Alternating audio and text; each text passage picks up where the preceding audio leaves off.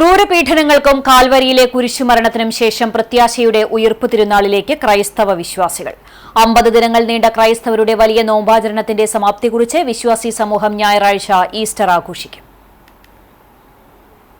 മനുഷ്യരുടെ പാപങ്ങൾക്ക് മോചനമേകാൻ മനുഷ്യനായി അവതരിച്ച ദൈവപുത്രൻ സ്വയം ബലിയാവുകയും മൂന്നാം നാൾ ഉയർത്തെഴുന്നേൽക്കുകയും ചെയ്തു എന്ന വിശ്വാസത്തിന്റെ പൂർത്തീകരണമാണ് ഈസ്റ്റർ.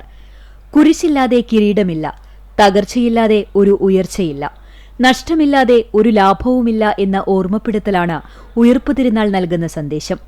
50 ദിവസത്തെ വ്രതാനുഷ്ഠാനത്തിലൂടെ സ്വയം നവീകരിച്ചാണ് ക്രൈസ്തവ വിശ്വാസികൾ ഈസ്റ്ററിനെ വരവേൽക്കുന്നത്.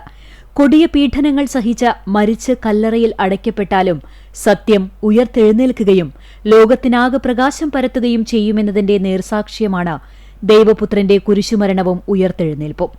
ആ വിശ്വാസമാണ് 50 ദിവസം നീണ്ടുനിന്ന നോമ്പാചരണത്തിലൂടെ ക്രൈസ്തവർ കൈവരിക്കുന്നത്. പ്രാർത്ഥനയിലൂടെയും ഉപവാസത്തിലൂടെയും കരഗതമാക്കിയ പുതു ഊർജവുമായി ഈസ്റ്ററിനെ വരവേൽക്കാൻ ദേവാലയങ്ങളിൽ പാതിരാ കുർബാനകളും പ്രത്യേക പ്രാർത്ഥനകളും നടക്കും. വിശ്വാസികളൊന്നാകെ തിരുകർമ്മങ്ങളിൽ പങ്കെടുത്ത് ഉയിർപ്പ് തിരുനാളിന്റെ ആഘോഷങ്ങളിൽ ഒന്നിക്കും. സമൂഹത്തിൽ ആശ്രയമില്ലാത്തവരെ ചേർത്ത് പിടിക്കുവാൻ, മനുഷ്യ സമൂഹത്തിന് തണൽ പകരുവാൻ, പ്രകാശം പകരുവാൻ ഓരോ മനുഷ്യ മനസ്സുകളിലും ക്രിസ്തുദേവന്റെ ഉയിർപ്പിന്റെ അനുഭവങ്ങൾ ഏറ്റുവാങ്ങി ഉയിർപ്പിന്റെ പ്രത്യാശയുടെ വെളിച്ചമായി ശോഭിക്കുക എന്നതാണ് ഈസ്റ്റർ മുന്നോട്ട് വയ്ക്കുന്ന സന്ദേശം.